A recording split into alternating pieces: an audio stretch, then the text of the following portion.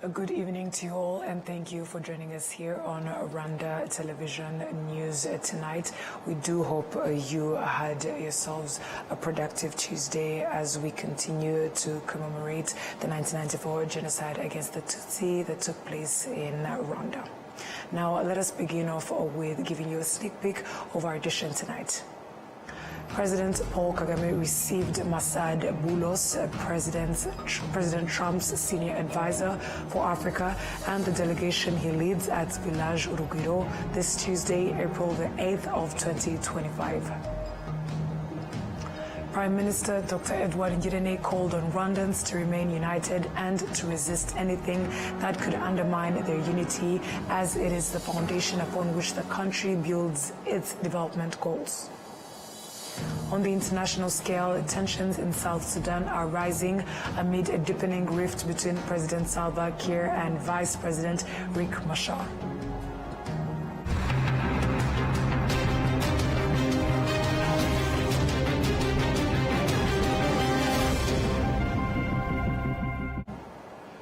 Thank you for joining us here on Rwanda Television News once again, coming to you straight from the heart of Africa, Kigali. My name is Martina Abera. We shall begin our edition by informing you that President Paul Kagame received Masad Bulos, President Trump's senior advisor for Africa, and the delegation he leads at Village Urugwiro this Tuesday on the 8th of April 2025. The Office of the President stated that the two parties held fruitful discussions on strengthening cooperation in pursuit of durable peace in the Great Lakes region. They also discussed plans to promote U.S. investment in key sectors, both in Rwanda and across the region. In a press briefing with various media outlets, Mr. Bulos began by expressing solidarity with Rwandans as they commemorate the 1994 genocide against the Tutsi, before sharing the highlights of his meeting with President Paul Kagame. President Kagame and I discussed a vision for a closer partnership going forward. One that is rooted in regional stability and peace, as well as economic development. We support the security and territorial integrity of all states in this region. With regards to the other details, these are details that are being sorted out by the parties in question, and we encourage that. Our role is to encourage, is to help in any way we can to support these talks and this dialogue. During this visit, Mr. Bulos is accompanied by Corina Sanders, Deputy Assistant Secretary of State for African Affairs. It is worth noting that Bulos was appointed as Senior Advisor on the 1st of April, and this marks his first visit to the region since assuming his role as Senior Advisor to the U.S. President. Besides Rwanda, Masad Bulos is scheduled to visit the Democratic Republic of Congo, Kenya, and Uganda as part of this regional tour.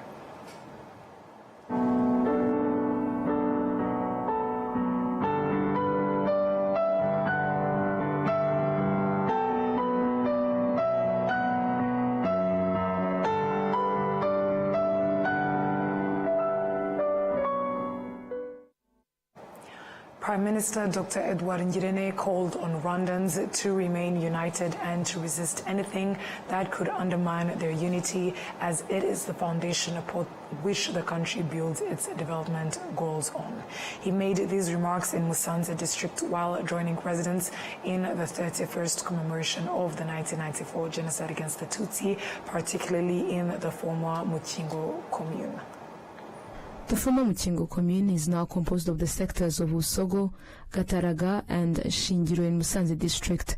Testimonies from genocide survivors in this area recount how killings began as early as the 1990s.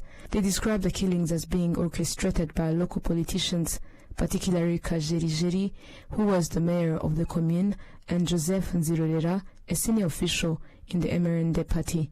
They used the Interahamwe militia group known as Amahindure to carry out the atrocities. During the dialogue on the history of genocide against the Tutsi, the Minister of National Unity and Civic Engagement, Dr. Jean Damascene Bizimana, stated that because the former Ruhengeri prefecture had a significant number of educated people who supported the genocide, it further fueled the killings of Tutsi in the area. The Prime Minister, Dr. Edouard Ngirente, who joined the residents of Musanze district in the 31st commemoration of the 1994 genocide against the Tutsi, paid tribute to the victims buried at the Busogo Genocide Memorial. In his address to the public, the Prime Minister urged citizens to avoid acts of violence or discrimination against genocide survivors, which have been reported from time to time. The Prime Minister also noted that security is the foundation of development and peace. Societe irimo amakimbirane ntabinda umutekano wayo. Ubu turi mu Rwanda rutekanye. A society full of conflicts does not have time to focus on security. Today, we live in a safe Rwanda where a person can travel from Musanze to Rusizi and from Rusizi to Nyagatare with peace of mind, thanks to the security ensured by our head of state, His Excellency Paul Kagame. I would like to emphasize that preserving this security requires unity.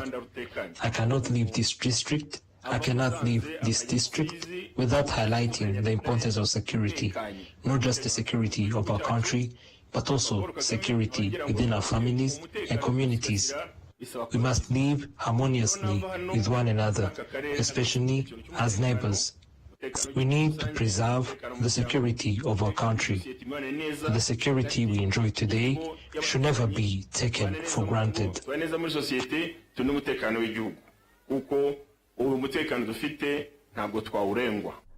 Dr. Edouard Ngirente also reminded the people that the country has chosen unity among all Rwandans and thus they must stand against anything that threatens this unity.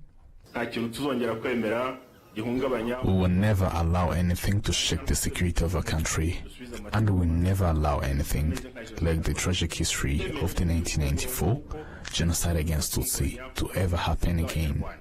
If you all agree on that, then nothing will ever threaten the unity of Rwandans. The unity of Rwandans is the foundation that enables us to carry out our other efforts towards development. It is because we are united that we can move forward.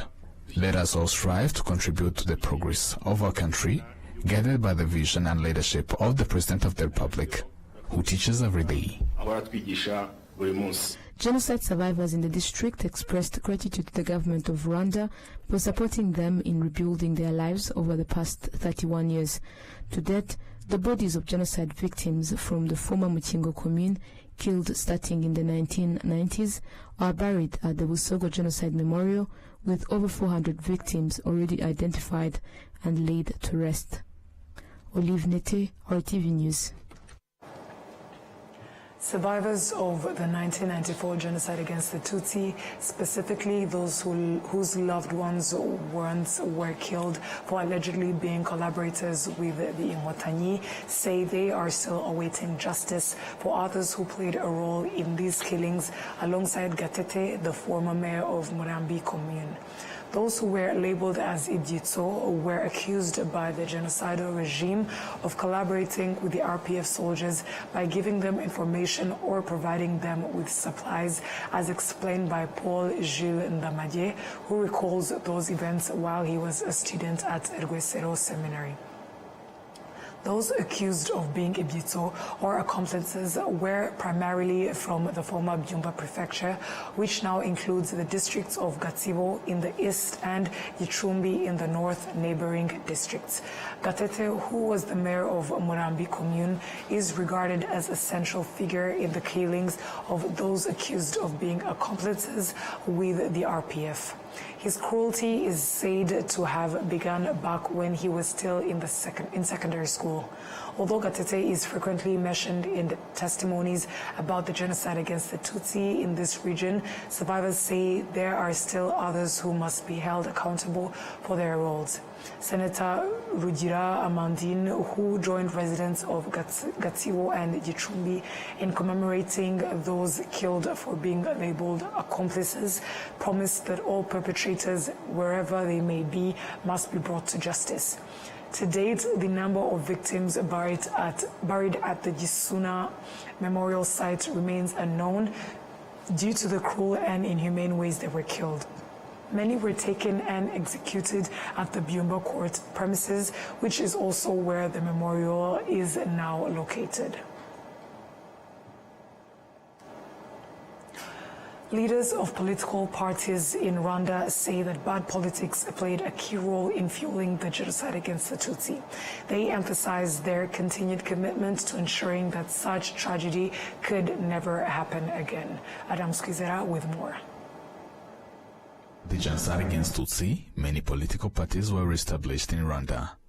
Veteran politician Mukama Abbas notes that while some political parties and leaders did everything they could to fight against genocide ideology, their efforts were not enough to stop others from taking part in implementing genocide against Tutsi. The role of politicians in the genocide against Tutsi began after Habyarimana formed a coalition with other political parties that were against the Tutsi. This marked the beginning of their involvement in genocide against Tutsi. Munyangiye Toljen, first vice president of the Liberal Party, PL, revealed how Habyarimana government used certain political parties as tools to advance its agenda of exterminating Tutsi through Hutu power movement. Even the other political parties in the coalition, such as MDR and PL, later found themselves into a movement called Power. MDR Power, PR Power, and others strength later. This demonstrated that while political parties can contribute to destruction, when they function well, they can have potential to build a country.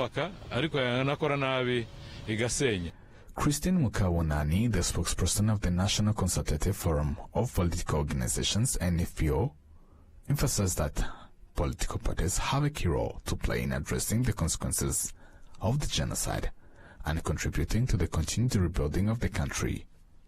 Imitwe ya politike yo mu gihe cya mbere jenoside yagize uruhare cyane mu gusenya igihugu. The political parties before the genocide against the Tutsi contributed significantly to the destruction of our nation. This now gives us the duty to restore their reputation, proving that political parties should build a country, not destroy it. We must come together to fight ideology and punish anyone who spreads it.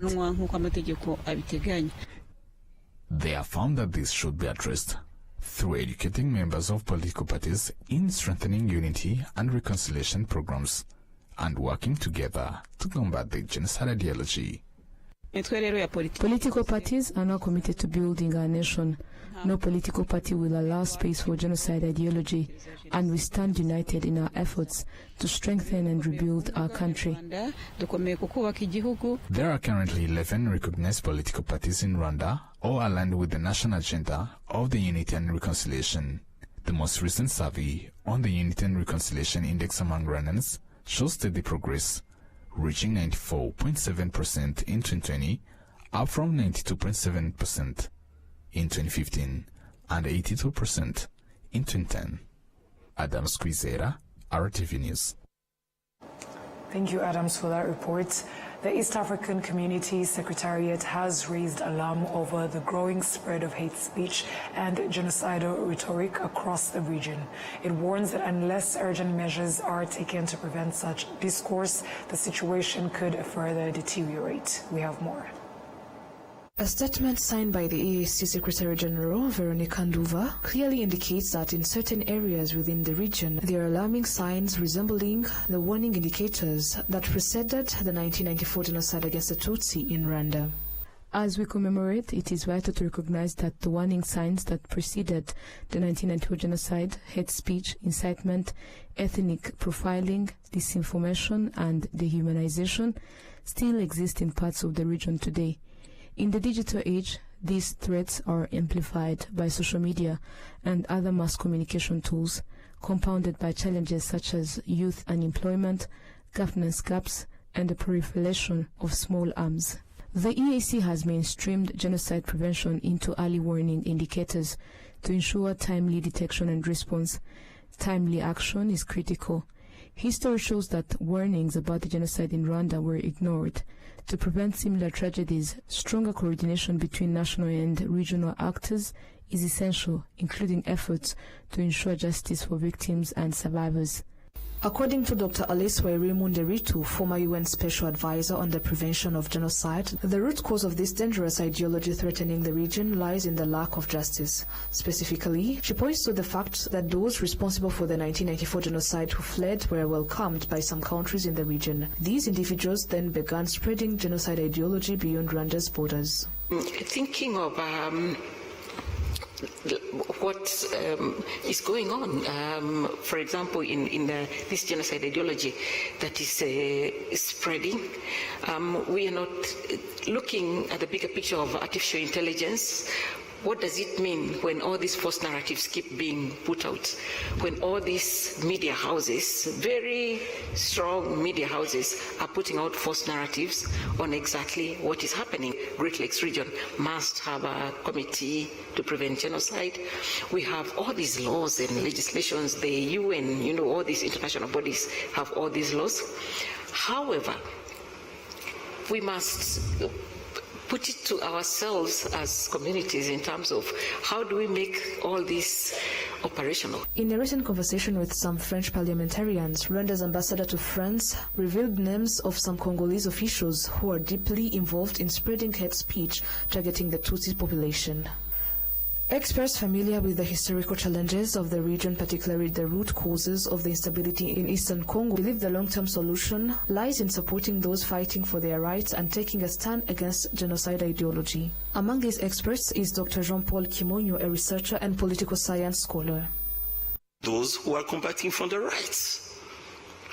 That's the most effective way of combating ideology of genocide, because we've seen that using those instruments that exist, those only existed in 1994. This didn't prevent the world to abandon Rwanda. Why the idea of genocide? Finally, the genocide was defeated by the victims and the targets of this ideology. We have sometimes with all of this that I think about being realistic and see what is really going on. So the best way of combating an idea of genocide is to support. Political analysts say that the colonial influence and the 1994 genocide against the Tutsi in Rwanda are among the factors fueling the spread of genocide ideology in the region. These realities have led some researchers to argue that the phrase "never again," a global vow made after the Holocaust, has not been truly upheld. Enora Gladys, RwandaTV News. The Rwandan youth believe that in order to effectively combat the ideology of genocide and those who deny it, they need to be further educated about the country's history. And Gladys has more on the story. Young people, especially social media influencers, express that they have a great responsibility of combating genocide denial. However, they highlight that their peers are not fully engaged in this fight, even though it is crucial. During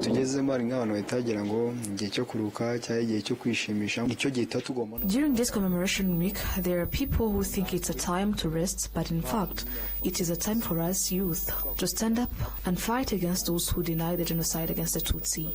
As social media influencers, we should use our platforms to raise awareness about the history of our country, because that's our responsibility. To those influencers who have millions of followers, you shouldn't remain silent and not participate. Now is the time for us, as content creators and influencers, to fight against those who promote genocide ideology and denial, and we should present them with facts, including memorial sites. tukabereka nyine ukuri kuko dufite inzibutso kuko uyu munsi wa none bamenyere ko umubyeyi ashobora kubimubwira akavuga ati nibo babinyuzemo nabiha imbaraga. The younger generation is used to hearing the older generation talk about this, but they may not give it value it deserves. However, when they see an influencer they admire encouraging them to fight against genocide ideology, it becomes much easier for them to understand and realize that it is important to resist such ideology. On the other hand, they emphasize that when taught about this history, they can use that knowledge to combat genocide ideology. A lot of people outside there publishing things, posting stuff which are not related to the period we're in, or who are spreading false information, false ideologies, things like that doesn't even make sense. So our only way is to learn the truth, know what really happened, and understand the truth, and try to spread the truth, like the real truth, what happened. Because history is there, history is written. There are museums. We should try to visit museums, learn about our history, talk to our parents, talk to our elders, know what's the real truth behind the genocide against Tutsi. Set gatherings where we talk to us about the real truth and the real history of the 1994 genocide against Tutsi. That is where we are going to learn the truth, because I cannot understand what you told me rather than what my dad told me. I will understand him more than you can tell me. So they need to talk to us. They do not need to fear that we will engage in those things. Making sure I'm informed, reading books about it, following all these discussions going around. I'll say, especially with like Minister Dr. Jean Damascene, who has taught us so much. So from what he's saying, we respond now with facts and proof of what's happening in Rwanda, how we are living, and proof that it was the genocide against the Tutsi. So yes, I think that's how personally I'm using it, and also making sure where I'm seated, if I'm not in Rwanda, let's say, people are making these comments, making sure I stand up for my country and say exactly the truth. Christian Inwari, one of the young people who decided to fight against genocide denial through teaching history by creating Our Past initiative, believes it is essential for the youth to learn about this history. You can see there is an interest. They are interested to attend, to come and learn. These are the same people who are going abroad, organizing these events and all that. It's a journey. It's still a journey, and we are yet to get where we can say, okay, now we have a group of young people ready to fight with all the tools they need. But also, we can't say that we don't have any. We have some young people, well equipped, well informed, and educated enough to know how they can fight and share our narrative. So it's still 50-50, but we are in the right direction. This is our country. We are not renting, or we are on some contract of living here, then we will live. No, this is our country. There is no way around it. We are not escaping it. So it is our responsibility to fight, to learn, then go out there and fight. No one is going to do it for us. Actually, if we don't, high chances these people are coming back to finish what they started. And I don't think anyone wants that. So it is time we come together, learn, ask where we don't understand, and use that information to share our narrative. The 2022 Rwanda Population and Housing Census revealed that 65.3% of the youth are under the age of 30. This shows that youthful population is large, and it also means that if they are not properly educated on the true history of the 1994 genocide against the Tutsi, it could have a significant impact on the country's future. Enora Gladys, RwandaTV News.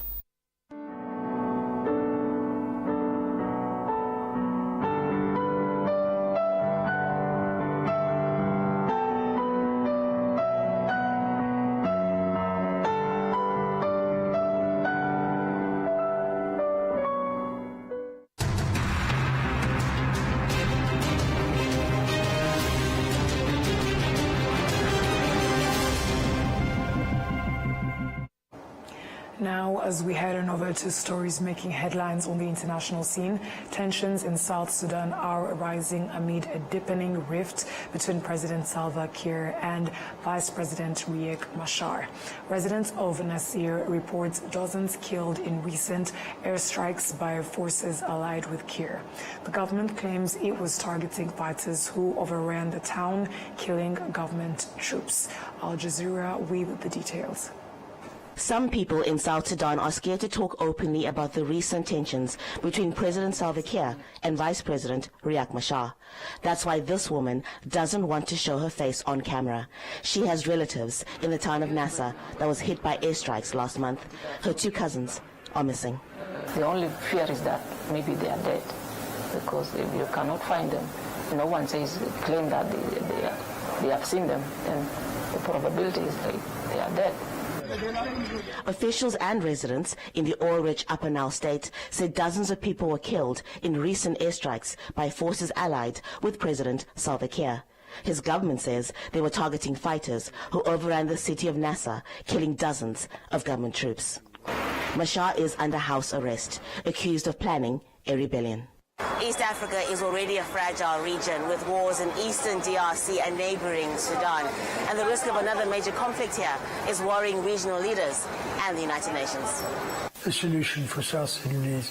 The head of the UN in South Sudan knows the politics of the region. He was the principal advisor to the mediator in the Sudanese peace process from 2002 to 2005.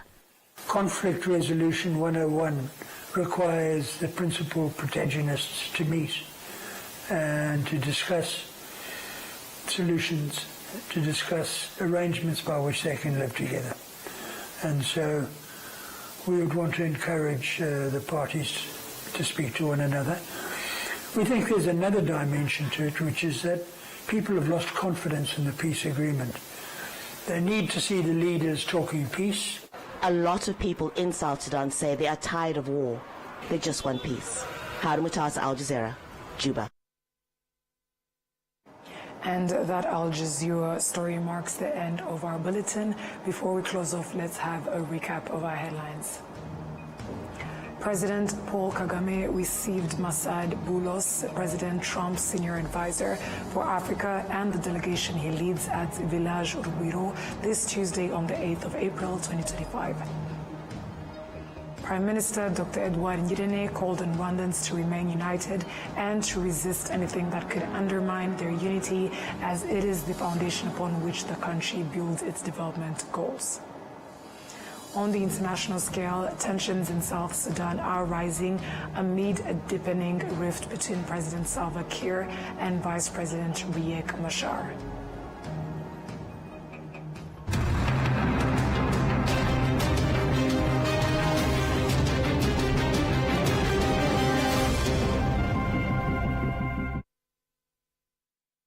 We would like to thank you for sticking with us on RTV News. My name is Martina Abera, and we would like to remind you to continue to remember, unite and renew, and to wish you to have a good night.